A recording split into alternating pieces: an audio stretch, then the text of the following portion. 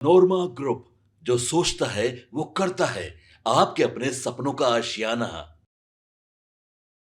खबर बिहार की राजनीति से सामने आ रही है जो कि दिल्ली से है। जी हम आपको बता दें कि आज एक बड़ी राजनीतिक खबर कांग्रेस से जुड़ी सामने आ गई है। दिल्ली में हुई कांग्रेस की अहम बैठक खत्म हो चुकी है और उसके बाद कृष्ण अल्लावरू ने अपनी चुप्पी तोड़ दी है। बैठक में सबसे अहम मुद्दा सीट शेयरिंग और नए साथियों की एंट्री को लेकर माना जा रहा था।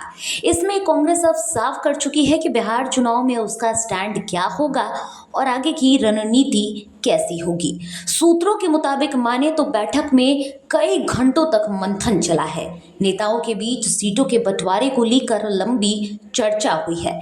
खास बात तो ये रही कि कांग्रेस अब अपने पुराने साथियों को साधने के साथ साथ नए चेहरों को भी शामिल करने की तैयारी कर रही है। अपनी बातों में कृष्ण अल्लावरू ने क्या कुछ कहा है, पहले आप वो सुन लीजिए। जी, आज बिहार कांग्रेस के सीनियर लीडरशिप के साथ कांग्रेस अध्यक्ष खड़गे जी और राहुल जी ने मीटिंग की।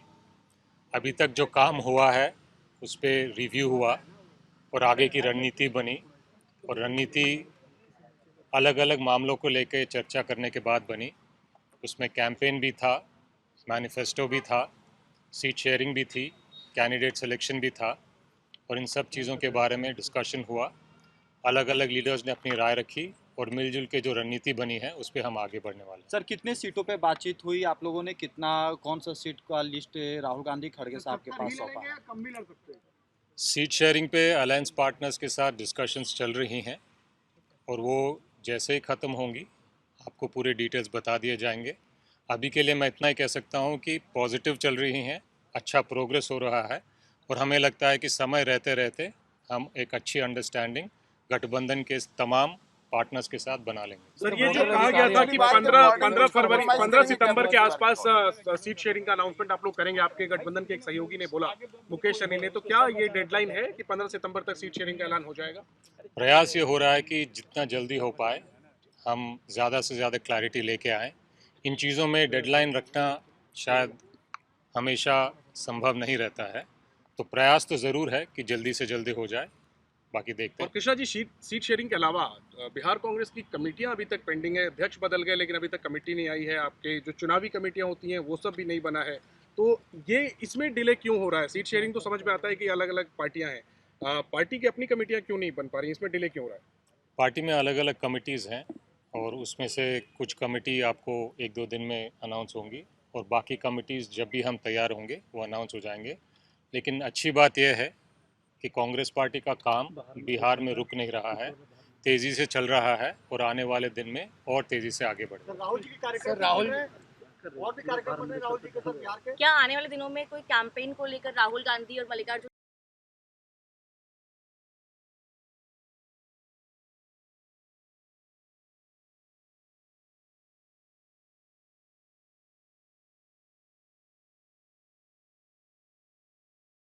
शामिल हो गई है?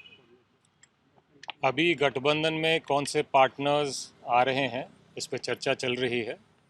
पारस जी का भी चर्चा चल रहा है, जेएमएम का भी चर्चा चल रहा है।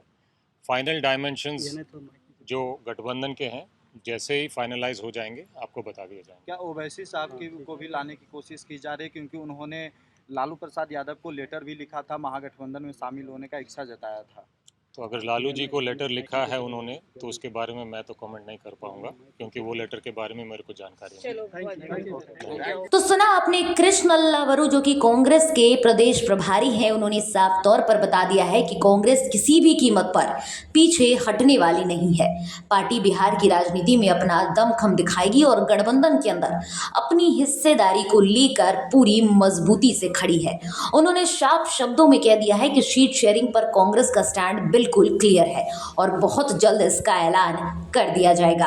आपको बता दें कि कांग्रेस बिहार की राजनीति में समय बेहद गर्माहट ला चुकी है। एक तरफ बीजेपी लगातार अपनी ताकत बढ़ा रही है, वहीं दूसरी तरफ आरजेडी भी अपनी पकड़ मजबूत करने में लगी है। ऐसे में कांग्रेस के लिए ये चुनाव अस्तित्व और भविष्य दोनों से जुड़ा हो सकता है और कृष्ण अल्लावरू ने साफ शब्दों में बता दिया है कि इस बार विधानसभा चुनाव में कांग्रेस का स्टैंड क्या होगा और सीटों पर कब क्या कितने पर चुनाव लड़ा जाएगा, ये सारी बातें कांग्रेस प्रभारी कृष्ण अल्लावरू ने कही है और उन्होंने तमाम जानकारियां भी कैमरे पर आकर मीटिंग के बाद ही अब देखना ये होगा कि इसके बाद महागठबंधन के भीतर सीटों का फॉर्मूला किस तरह से तय होता है। आपके सपनों को हमने सजाया है, ई होम्स पैनोरमा को हमने बनाया है। ई होम्स मेरा एक सपना था जिस पे मैं पिछले 4 साल से काम कर रहा था। हमने जो बनाया है वो सबने है माना। ई होम्स पैनोरमा में हो आपका भी आशियाना। और फाइनली हमने 2021 में इस प्रोजेक्ट को लॉन्च किया। बहुत लोग अप्रिशिएट कर रहे हैं कि पूर्णिया जैसे शहर में बिहार के, एक तो बिहार की बात करें उसमें भी पूर्णिया जैसे छोटे जगह में इस तरह का लाइफस्टाइल देना, ये सुन के हम लोगों को बहुत अच्छा लगता है। ई होम्स में हमने कुछ और भी किया है, जैसे हम जिस जगह में रह रहे हैं हमारे फैमिली सिक्योर हो, उनको सिक्योरिटी का ध्यान में रखा है। आपकी सुविधा और सुरक्षा आपके लिए खास है, ये आपका विश्वास है। इसमें आर्टिफिशियल इंटेलिजेंस का 7 लेयर सिक्योरिटी का हमने इस्तेमाल किया है। लस ग्रीन कैंपस को बनाया है। यदि हमारा बाउंड्री वाल है तो वो वर्टिकल गार्डन है।